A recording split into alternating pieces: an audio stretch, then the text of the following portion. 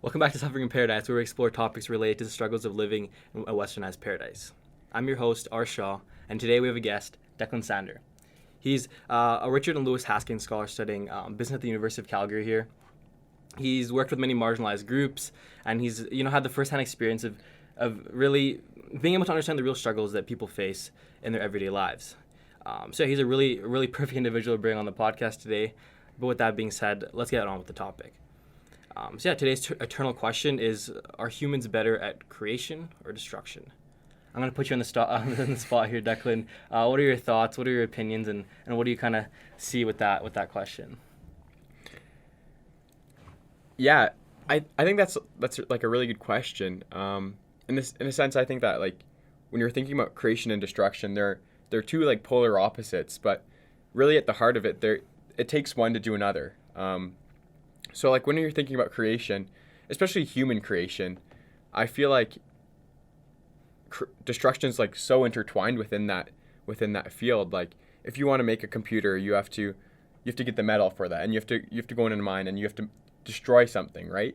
And then there's so many different moving parts and all these different creations that we do as like a species. So like even like as humans, I feel like it's like really intertwined. But if you also look in like nature,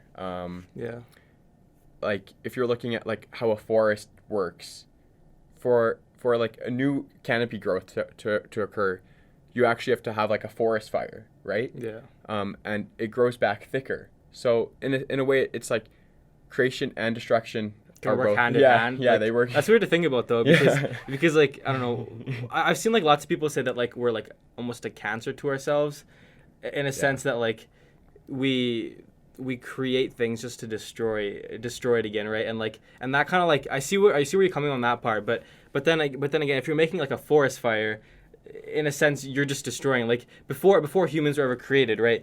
I guess we didn't know what other animals, what other species really did. Like we couldn't know for sure, but really looking back at it, studying things, like nobody's been as advanced as we are, and we've managed to create things and destroy things more than any other species on our planet, right? Even if you think about just like the motives that we've had to create things, so like nuclear bombs, nuclear fission, guns, weapons, like fighter jets. Yes, we've been motivated to do those things for per se, could be for good things, for bad things, or there's no other choice. In World War, I believe it's World War II, Germany, it was a big war, and they created nuclear fission because they needed the superpower, they need that power. And then when Hiroshima happened, they chose to take that creation of that what could have been really good. Like we've used, well, that's a whole other story. We've used nuclear fission to create like electricity and power. Whether that's a good thing or a bad thing is another story. But they've used that nuclear fission to literally just wipe out a whole city. And so I think there's also that part where we've literally used our creation to within a cancer within ourselves.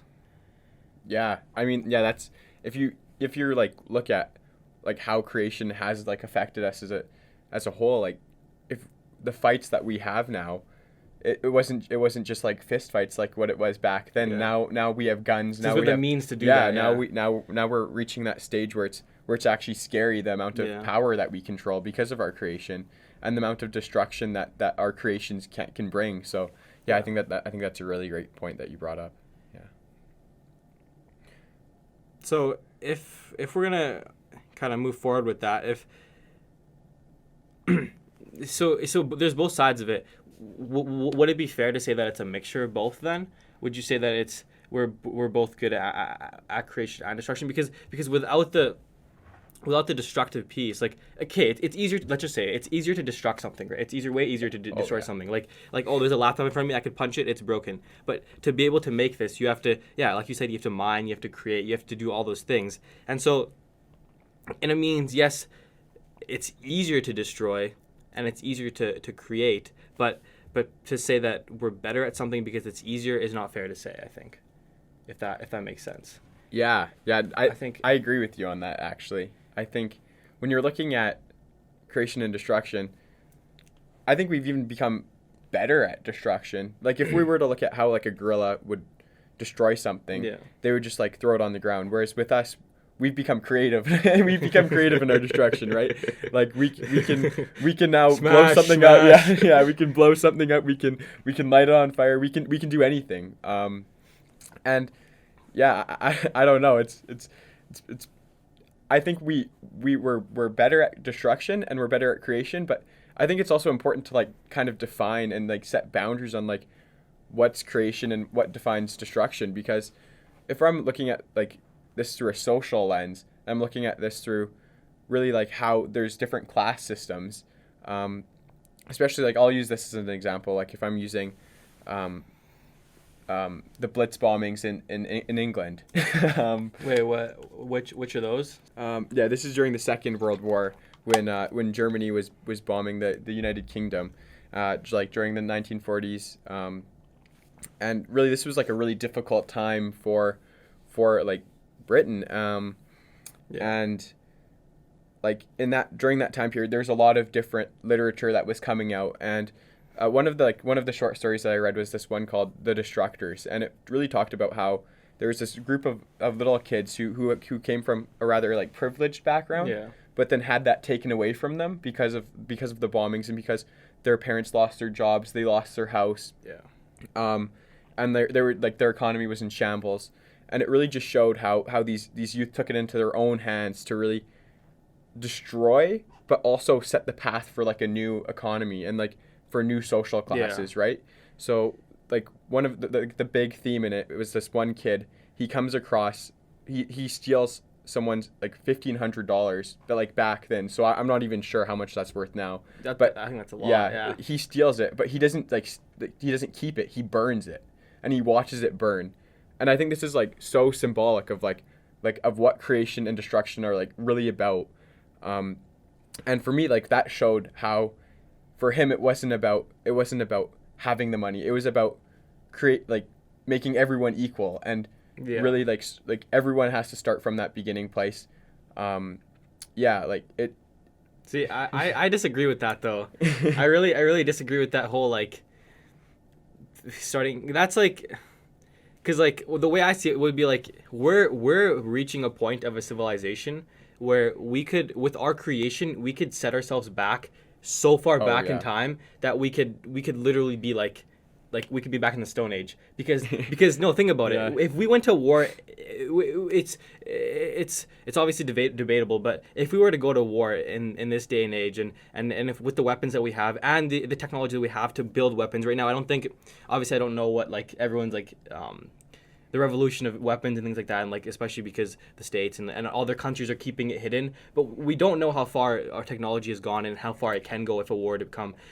We could put ourselves into a nuclear winter, nuclear anything, because of how much advancements we have, and that I think plays tie and tie with, are we better at destruction and creation? Because if we can set ourselves so far back with destruction, with the creation that we have, are we really better at creating than we are at destroying?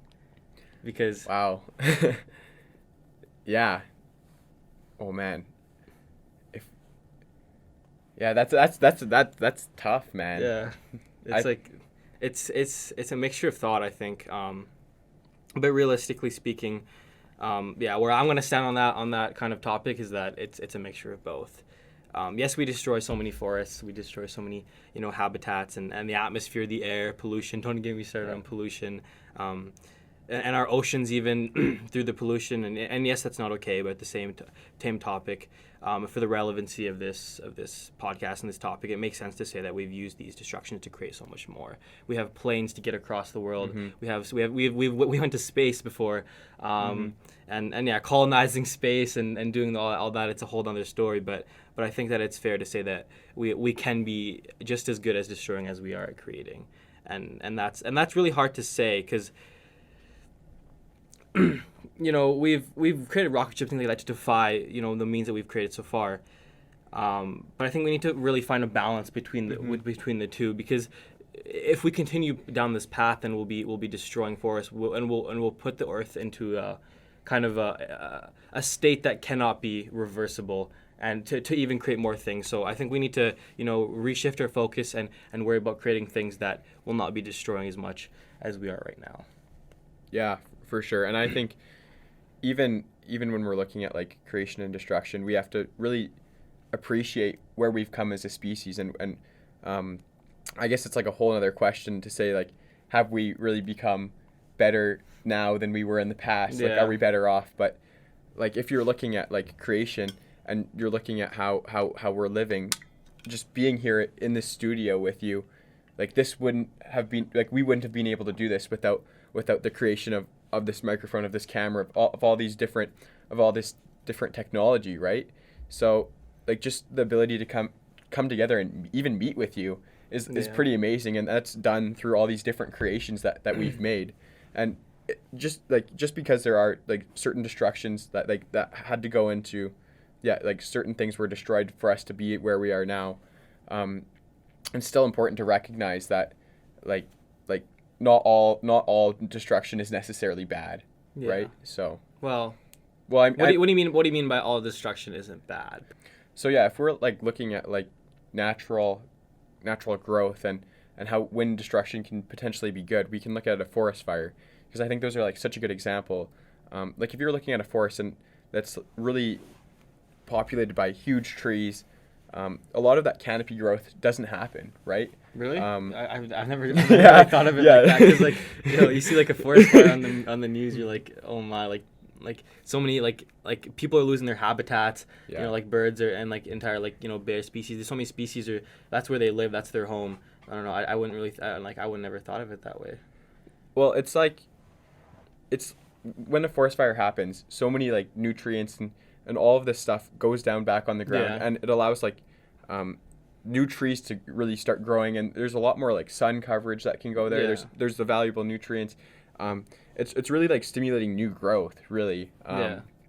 So like, I mean, there's obviously situations where forest fires aren't good. I'm not saying that we should be I'm not saying that we should be creating forest fires and that that we should be going crazy with this. I'm just saying that like a natural forest fire can be good in certain circumstances.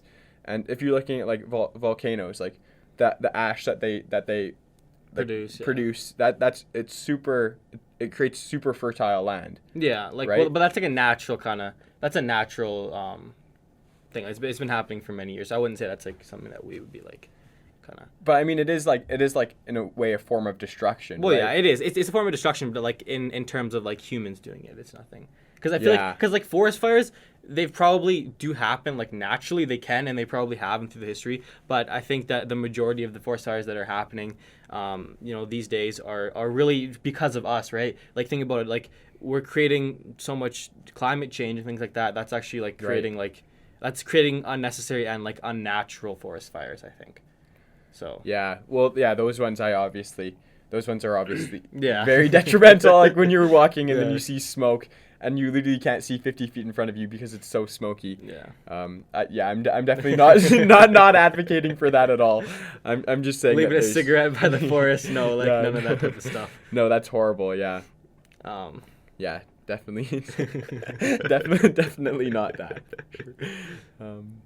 But that's really insightful. I would think that we could probably take a step back and realize that, hey, there's good and bad destruction, and there's good and bad creation as well. Because just like you said, some things need to be destroyed to come back and regrow. I wouldn't say that for the entire human race per se.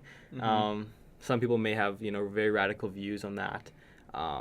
There's lots of shows and things like that out there that kind of portray like crazy creation, but then crazy destruction, and I think that they may not be great portrayals of what we could be going into, but they also could be, and I think that's a really really important point to make when we look at this topic. But no, I really appreciate you coming on the podcast, Declan. If you have any other thoughts or things like that, you could go ahead and say them now. Or thank you. I really appreciate coming on and just speaking about this topic. So thank you. If you guys want to check out Declan, what's your socials? You can follow me on Instagram. It's Declan Sander with no space. DECLAN SANDER. You can connect with him on LinkedIn, I think. As well. I just got LinkedIn. I just got LinkedIn. All about the connections. He's in business school here, so we're working on that. But I really appreciate you coming on. Hopefully we can have you on again and look for the future. Thank you guys. Stay humble, and we'll see you next time.